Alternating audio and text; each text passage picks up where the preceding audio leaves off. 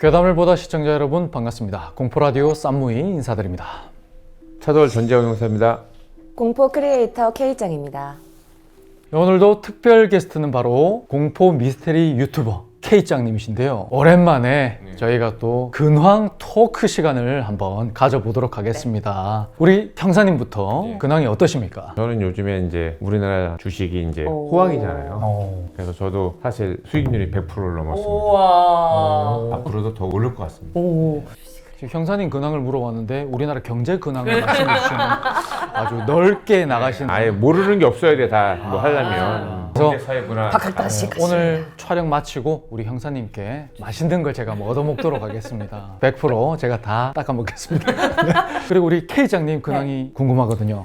사실은 제가 일본에 거주하다가 이제 귀국한 지 한 2년 정도 좀 됐는데요. 근데 사실 제가 한국에 오자마자 사기를 당했거든요. 공포 크리에이터를 10년 넘게 하면서 네. 사기를 당해서 사실은 제가 이제 그 트라우마 때문에 네. 공포 콘텐츠를 진행을 못 하다가 이제 다시 복귀를 했고 제가 이제 일본에 다녀왔거든요. 다녀오자마자 여기도 이렇게 출연을 섭외를 해주셨고 그리고 이제 열심히 복귀해서 다시 달리고 있습니다. 그렇게 동정거린 눈으로 보지 마. 이겨내고 있어요, 여러분. 한국에 들어오자마자 현실 공포를 겪으신 네, 맞습니다. K장님 심심한 위로를 드리고요. 네. 저희 시선 너머 채널의 괴담을 보다에서는 여러분들의 제보를 받고 있습니다. 지금 아래쪽에 보이는 이메일 주소로 보내주시면 여러분들의 사연을 아주 무시무시하고 오싹하게 풀어드릴 테니까요. 많은 제보 마구마구 보내주시길 바랍니다. 그리고 여러분 좋아요와 구독, 알림 설정까지 꼭 부탁드리고요. 하이프 한 번씩 꼭 좀 부탁드리겠습니다. 그럼 저희는 오늘도 괴담 속으로 들어가 보도록 하겠습니다.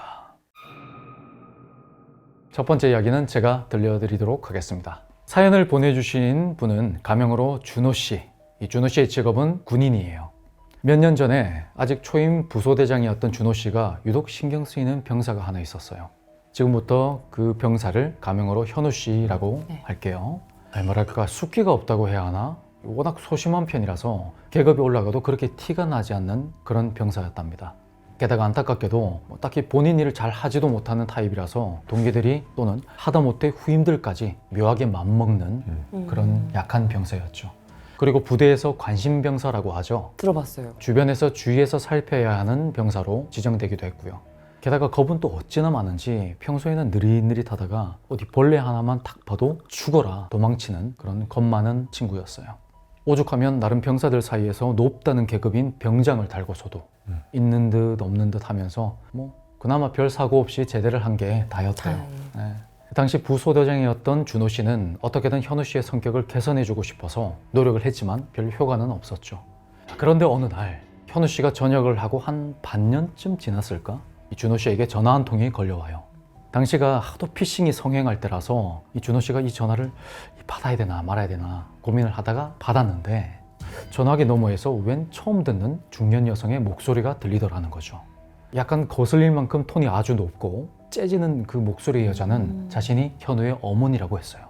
그러면서 한다는 말이 현우가 근간에 큰 수술을 앞두고 있으니까 위로차 한번 방문해 주실 수 없겠냐 그러더래요. 안 그래도 겁이 많은 편이었는데 그나마 자기를 좀 잘 대해준 믿을 만한 사람으로 준호 씨가 생각이 났던 거래요. 그리고는 전화를 바꿔줬는지 그 수화기 너머로 목소리가 들렸어요. 부소대장님 하는 기죽은 목소리가 바로 현우 씨였어요. 아휴, 그 성격에 호련히 덜덜 떨고 있을까. 전역한 지 좀 됐는데도 하얗게 질렸을 그 얼굴이 상상이 돼서 준호 씨는 두 말 않고 곧장 휴가를 신청했죠. 준호 씨도 곧 있을 혹한기 훈련 때문에 바쁜 와중이었지만 전역하고서도 기껏 생각해서 그렇게 전화를 해주니까 무시할 수가 없잖아요. 다만 한 가지 마음의 가시처럼 걸렸던 게 있었대요. 뭐냐면 보통은 그렇게 큰 수술을 앞두고 있으면 환자, 심지어 가족은 더욱 목소리에 티가 나는 법이잖아요. 목소리에 그늘이 좀 져 있다던가. 근데 그 현우의 어머니는 일관적으로 높고 밝은 목소리로 통화를 했거든요. 뭔가 이상하죠? 이상해. 뭐랄까 그 초등학교 선생님한테 대하는 그런 톤 아세요? 호호호 하는 막 높은 그런 톤. 그런 톤으로 계속 이야기한 게 조금 기억에 남더랍니다. 어찌됐든 어렵사리 부대의 허가를 받고 무작정 현우 씨가 있는 병원으로 출발한 준호 씨. 그런데 그렇게 가던 중에 한 가지 특이사항이 떠올랐어요. 원래 부대에 신병이 전입을 오면 하나하나 상담을 하는데요. 그때 현우 씨가 한다는 말이 10살쯤에 집을 나간 어머니가 아직까지도 연락이 되질 않고 있다. 이런 말을 했던 게 딱 떠오른 거예요. 그러면 나한테 전화를 해서 현우를 바꿔준 어머니는 대체 누구지? 아, 혹시 뭐 전역하고 나서 어머니를 다시 만나게 되었나? 혹은 아버지가 재혼을 하셨나? 뭐 이런저런 생각이 막 드는데 그때 딱 차가 병원에 도착했어요. 그렇게 병실에 가보니까 머리는 좀 길렀지만 여전히 새하얀 얼굴에 이 겁을 어찌나 먹었는지 헬쓱해진 게 참 성격 여전하구나 싶었죠. 와중에 준호 씨가 왔다고 그 현우 씨 치고는 참 열심히도 반기는데 그게 그렇게 안쓰럽더래요. 얘기를 들어보니까 전역을 하고 나서 속이 너무 안 좋아서 병원에 가봤더니 위암 판정을 받았대요. 그나마 다행인 게 종양이 크진 않은데 그 부위가 안 좋았는지 치료를 하려면 위 일부를 절제를 해야 된다. 그래서 수술을 받게 된 거죠. 이 현우가 그 말을 하면서 벌벌벌 떠는 게 다 보이는데 가엾은 마음에 준호 씨도 최선을 다해서 응원을 해줬답니다. 뭐 부소대장 주변에도 그런 사람이 있었는데 뭐 1년도 안 돼서 낫더라. 그러니까 힘내라. 이런 식으로요.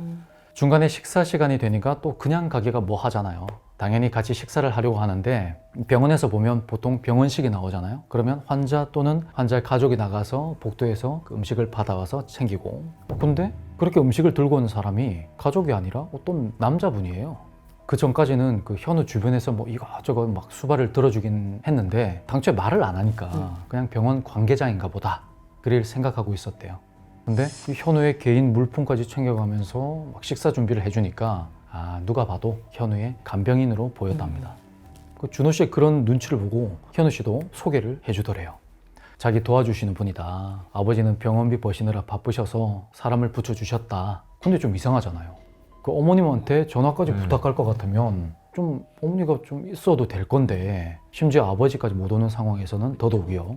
솔직히 물어보고 싶은 심정은 진짜 굴뚝 같았지만 좀 애한테 안 좋을까 봐 수술을 앞두고 있으니까 그래서 그냥 응원만 하고 식사 같이 하고 그렇게 돌아왔다고 합니다. 그 뒤로 뭐 무지하게 바빴나 봐요. 아까도 말했지만 큰 훈련도 앞두고 있었고 그 다음에 뭐 상급 훈련까지 또 하나가 더 있었대요. 그리고 그 부대가 장갑차 부대였다 보니까 정비도 해야 했고요. 근데 그 바쁜 와중에 병원에 문병까지 일부러 휴가를 내서 다녀왔잖아요. 그러니까 일이 막 쌓였던 거예요. 그렇게 정신없이 막 시간을 보내고 한 달이 지났는데 생각해보니까 그 현우 씨가 수술을 받은 날짜로부터 꽤 지난 날이었던 거죠. 그래서 한번 안부차 전화나 해볼까 하고 그때 당시에 걸려왔던 전화로 전화를 걸었습니다. 그렇게 한 1분쯤 굉장히 오래 신호가 가다가 누군가 전화를 탁 받았는데 이번엔 현우 씨도 현우 씨 어머니도 아니었어요. 웬 중년 남자가 받더래요. 그 목소리는 바로 부대 생활 중에 통화를 한 적이 있던 현우 씨의 아버지였어요.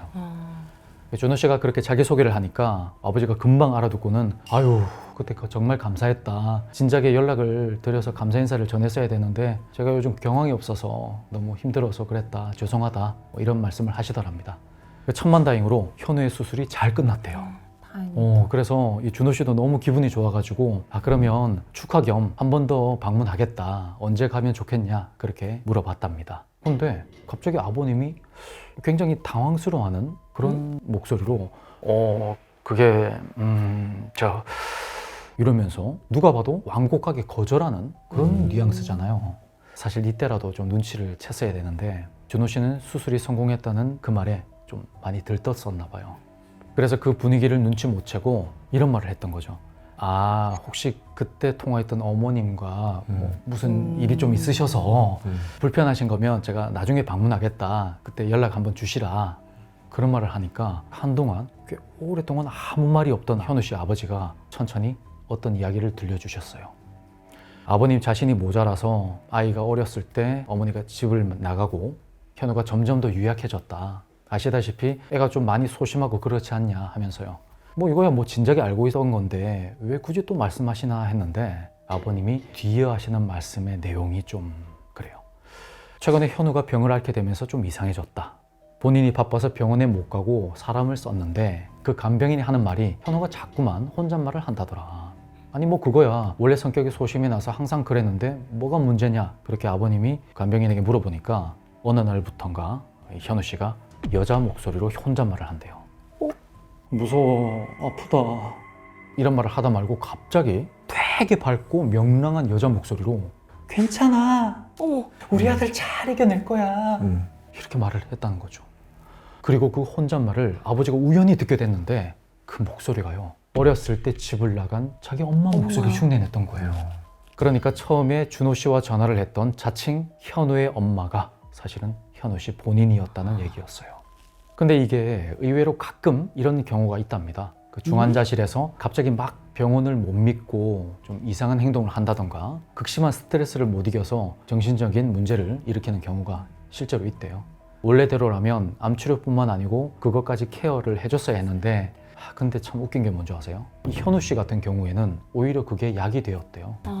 처음에는 진짜 간병인 한 명으로 되겠냐 싶을 정도로 진짜 거부하고 막 그랬는데 그 엄마를 엄마가. 닮은 목소리로 흉내를 내고서부터는 애가 참참하고 차분해지더라는 거예요. 그래서 내버려 둔 거였죠.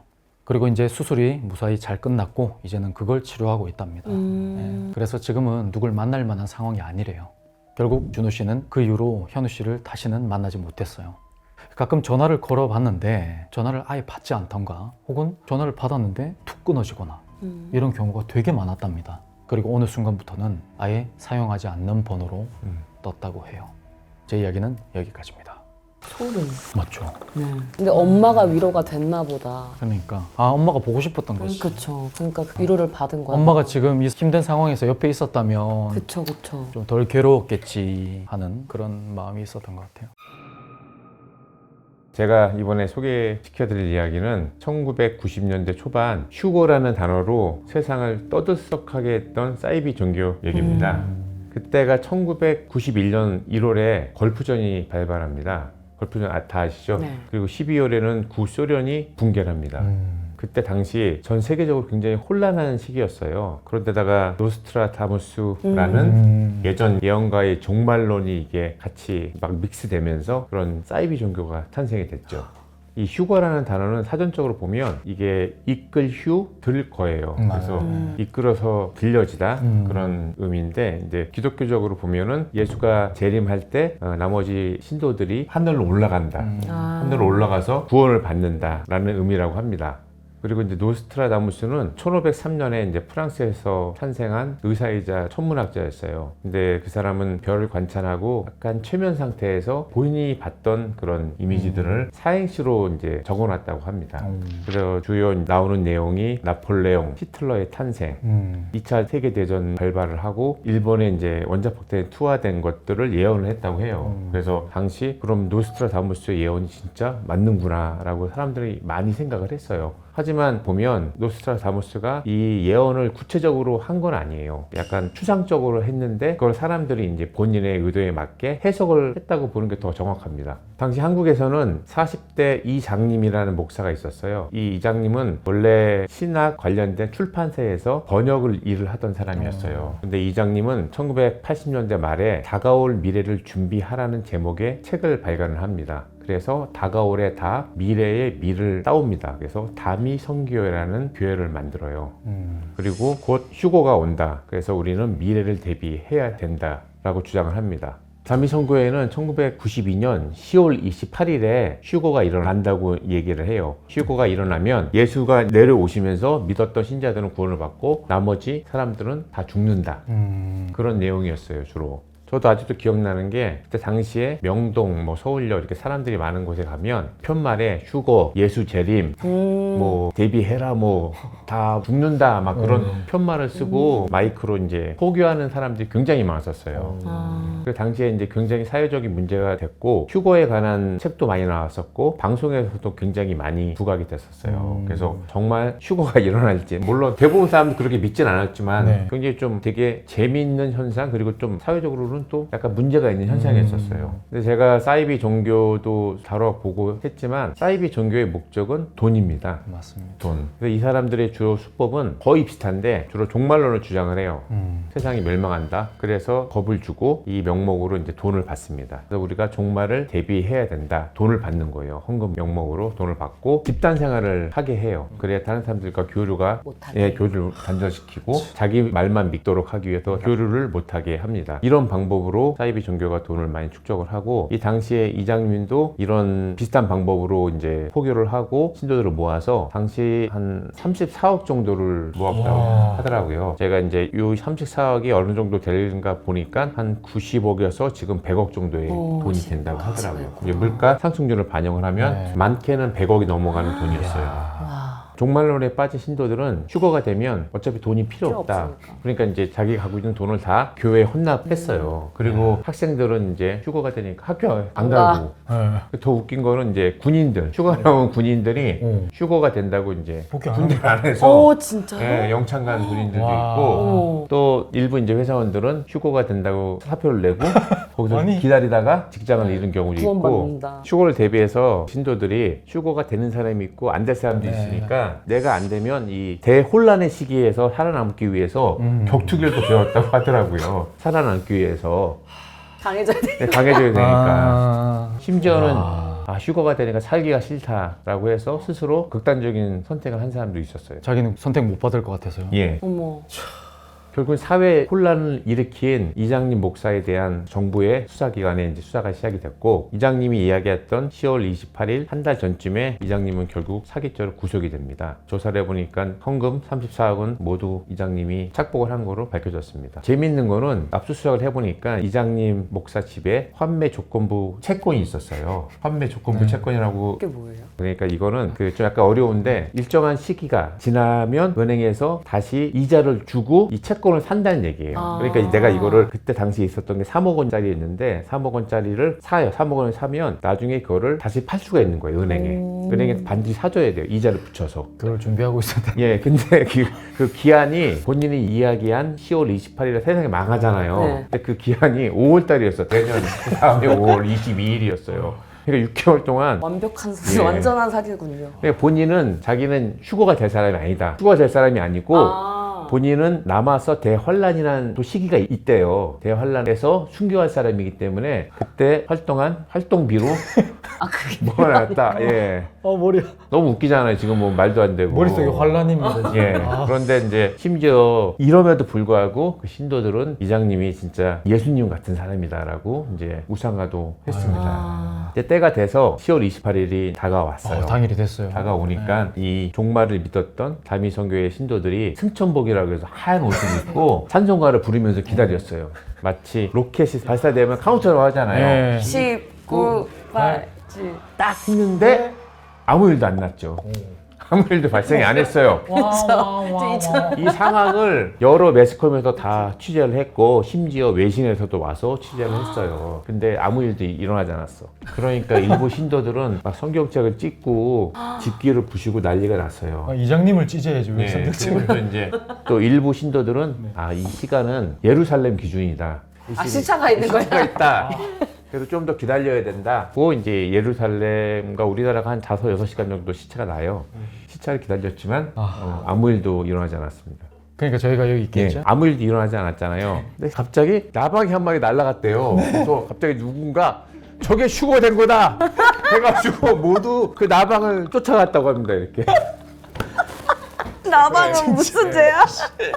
우리가 휴거가 일어나지 않자 종말론을 주장했던 그 목사들은 다 사라졌어요. 싹 사라지고, 그리고 이장님은 이제 사기죄로 복역을 1년 동안 하고 출소해서 이름을 모모답게 살자의 답게로 바꿨어요. 이답게. 죄송합니다.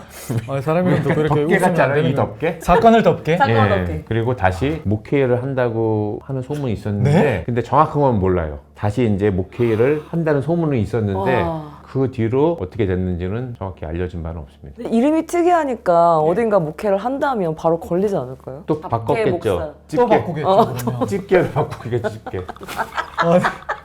이 말이 안 되는 사건이죠 이게. 저는 그때 기억이 선명해요. 너무 많이 그런 걸 봤으니까. 무슨 생각하셨나요? 당시에 그때 당시에 직접 보시고. 약간 미친 사람이라고 생각했죠. 저는 원래 잘 안 믿잖아요, 그런 거. 맞아, 안 믿으시잖아요. 이게 완전히 좀 아무도 안 믿습니다. 사람도 안 믿어요. 완전히 정신이 나갔구나 했는데, 끝나고 이제 그거 안 하니까 좀 속이 시원하더라고요. 지하철에서도 이거 펜만 들고 휴거가 온다. 아니 근데 궁금한 게 선택된 자들만 휴거가 되는데, 그래 되면 확률을 높이려면 포기를 안 해야 될 거 아닙니까? 그렇지, 자기가 근데 자기 왜 구원받아야 굳이 되니까. 바보들이니까 했죠. 네. 명쾌하시네. 네.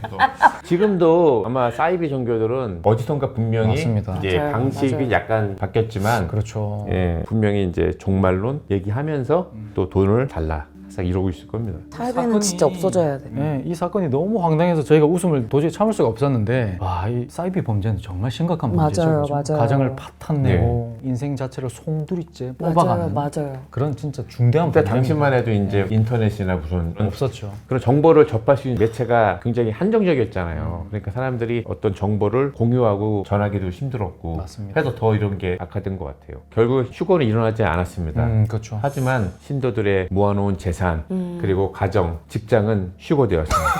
증발. 아휴, 참 우리 속지 맙시다, 여러분. 맞아요. 네, 사이비 절대, 종교에 절대. 속으면 네. 절대 안 됩니다. 절대 속지 마시고요. 혹시 답게 목사님 보신 분들은 SNS에 한번 올려주시면. 지금 집게로 바꾸셨으면 그리고 동영상 예전에 했던 동영상이 있어요. 한번 보시면 정말 재밌을 거예요. 재밌다고요? 예, 저희가 또 범죄도 예방할 수 있고. 이 휴거라는 게그 성경에 나오는 건 맞지만 이 날짜 있잖아요. 아까 10월 28일이라고 했죠. 이 날짜는 예수님조차 모른다고 합니다. 이 종교가 사람의 삶에 좋은 영향을 미칠 때도 많죠. 근데 맹목적인 믿음으로 어떤 모순점을 발견하지 못하는 것은 아닌지 한번 돌아볼 필요가 있겠다 싶은 사건이었습니다. 맞습니다.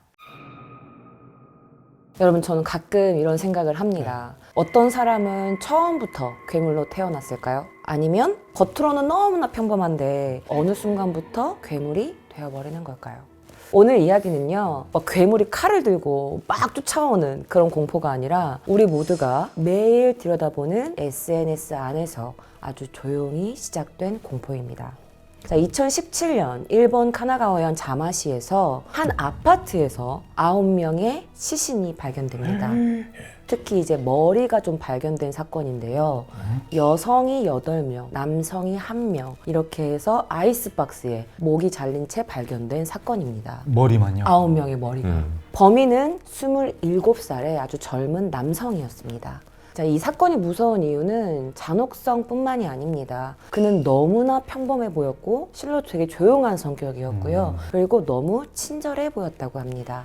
그는 2개의 SNS 계정을 운영했는데요. 그 닉네임이 조금 소름 끼쳐요. 첫 번째 계정이 쿠비츠리라는 계정인데요. 이 쿠비츠리가 일본어로 목을 매다라는 목이 졸린 매다 이런 뜻이거든요. 그리고 두 번째 계정이 시니타이라는 계정인데 일본어를 한국어로 번역하면 죽고 싶다라는 계정이에요. 그래서 목을 매달다, 죽고 싶다 이 2가지 SNS 계정을 가지고 있었습니다. 그래서 이 2 단어가 핵심입니다. 쿠비츠리, 시니타이. 그는 사람을 찾은 게 아니라 일반 사람을 찾은 게 아니라 죽고 싶어 하는 사람을 찾은 거예요. 그래서 힘들면 DM 주세요. 상담해 드릴게요. 함께 있어 드릴게요. 라는 그런 되게 다정한 말로 DM을 보내는 거예요. 그는 협박하지 않았어요. 오히려 공감해 주면서 다가왔습니다. 하지만 그 다음이 문제였습니다. 그는 죽음을 마치 상담처럼 이렇게 대했는데요. 실패하면 더 괴로울 거예요.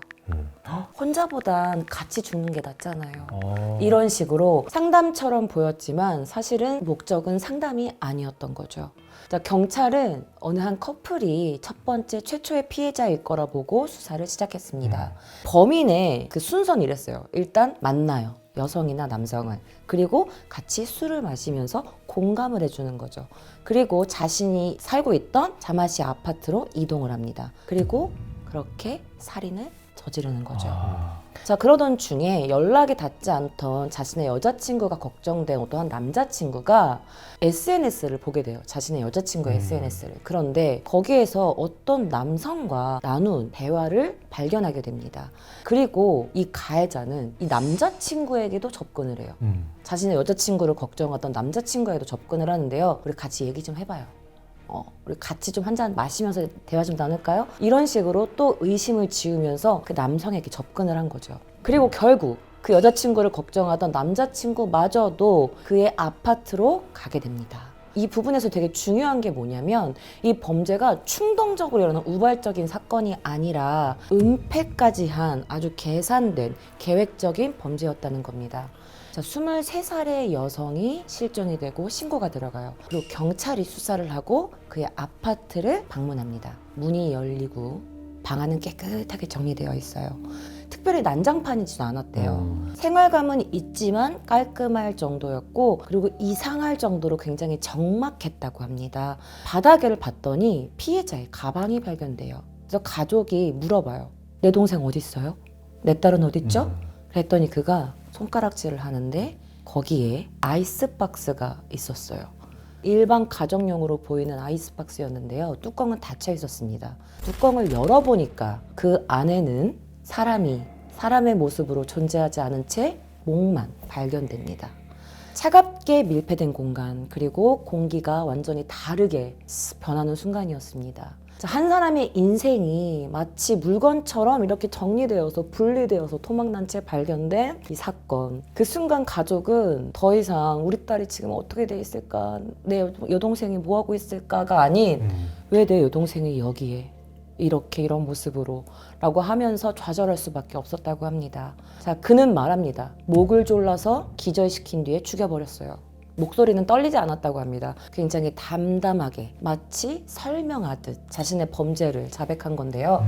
총 9명. 이것은 충동적인 게 아니라 철저히 계산된 계획적인 반복 연쇄 살인이었던 겁니다. 자, 그리고 이 사건 이후에 인터넷에 이런 글이 올라와요. 50kg 고기를 오늘 안에 처리하는 방법 알려주세요. 이렇게. 그래서 이 게시글이 막 퍼지게 된 거예요. 이 사건이 알려지고 나서. 네. 그래서 그가 작성했다라고 공식적으로 확인된 바는 없지만 이 사건이랑 시기도 너무 비슷해서 혹시나 그가 죽인 뒤에 이 사체를 처리할 방법을 SNS로 물었던 건 아닌가라는 사람들의 추측이 있었습니다. 자, 이 사건의 공포는 사실 9명이라는 숫자가 아니라 이 공감되고 위로받고 이런 게 무기가 되었다는 건데요. 여러분이 남긴 죽고 싶다, 나 너무 힘들어 이런 글이 우리도 모르게 누군가가 우리의 글을 읽고 있을지 모릅니다. 괴물은 으아 나 괴물이다 이렇게 소리치지 않고 조용합니다. 그리고 친절하고 나의 외로움을, 나의 슬픔을, 나의 괴로움을 공감해주고 그리고 내가 가장 약해졌을 때를 기다립니다. 절망은 사실 좀 공개되는 순간, 누군가에게 오픈하는 순간 표적이 되거나 약점이 될 수 있는 것 같아요. 여러분 조심하세요. 여러분들이 힘들다, 죽고 싶다라는 이 글 한 줄이 누군가에게는 신호가 될지 모릅니다. 나쁜 놈들. 나빠. 저는 항상 의문이었던 게 왜 범죄자들 그 주변인들을 방송에서 인터뷰를 하잖아요. 네. 범인은 평소에 뭐 생활이 어땠나요? 네. 막 이러면서 그러면 항상 이래요. 아, 그럴 사람이 아닌데. 근데 맞아요. 이 항상, 범인도 그래요. 항상 친절하고 항상 성실했던 애인데 그럴 애가 아니야. 맞아요. 근데 사실 이 남자의 전 여자친구가 있었거든요. 2명이 있었는데 한 명은 이 남자가 굉장히 분노 조절 장애가 있었다. 내가 헤어지자고 했더니 벽을 치고 땅을 때렸다. 그리고 허풍이 심했다 이러는데 그가 이 사건을 일으키기 전에 만났던 여자는 너무 친절한 남자였다. 너무 다정했다. 그리고 나를 위해서 뭔가를 항상 날 위해 줬다. 이런 식으로 되게 엇갈리는 증언이 나오거든요. 그래서 어떤 사람은 이 사람이 엄청 친절했지만 어떤 사람은 허풍이 심하고 허세가 심했다. 그리고 어떤 사람은 너무 심하다 싶을 정도로 친절했다라면서 같이 일했던 사람들조차 엇갈려요. 평가가 극명하네요. 네, 극명하게 네. 엇갈려요. 무슨 생각을 하고 살았을지. 혹시요 정말 자살을 간절하게 원하는 어떤 사람이 있습니다. 근데 그 사람들의 요청으로 돈을 받고 죽여주는 킬러가 있다.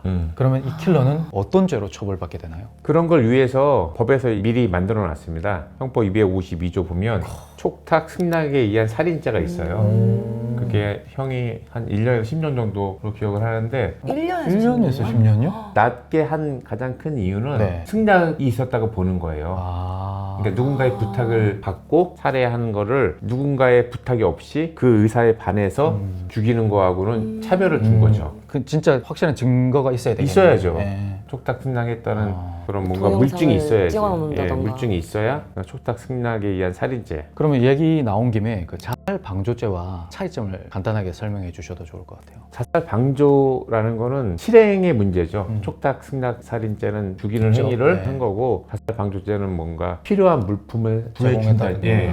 알면서 이 사람이 자살할 거를 알면서 번개탄이나 그런 거를 그거를 이제 알면서 사다 준 거죠. 그러면 자살하고 있는 사람을 만약에 이렇게 지켜보고 있었다.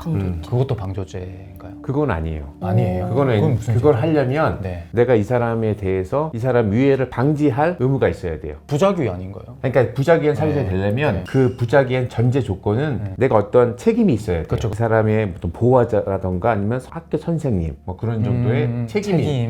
그러니까 모르는 책임. 사람이 하면 상관이 없죠. 아 그러면 예. 만약에 전혀 관계가 없는 사람이 그런 행동을 하고 있는 걸 그냥 가만히 지켜본다고 해서 말리지 않고. 처벌을 받지 않는다는 받지 거죠. 않죠. 아. 사회적으로 비난받는 걸 별도로 하고 그런 것까지 다 하면은 계속 이게 두리번거려야 돼요. 착한 사마리아법. 예. 아, 그쵸. 네, 그게 갑자기 그러네요. 또 예. 뭔가 무거운 주제였네요. 여러분 오늘 이야기 어떻게 들으셨습니까? 다양한 의견 댓글로 남겨주시면 감사하겠습니다. 저희 시선너머 채널의 괴담을 보다에서는 여러분들의 공포 제보를 받고 있습니다. 지금 아래에 보이는 이메일 주소로 보내주시면 여러분들의 제보를 아주 오싹하게 만들어 드릴 테니까요. 많은 제보 부탁드리겠습니다. 그럼 저희는 다음 시간에 찾아뵙도록 하겠습니다. 감사합니다.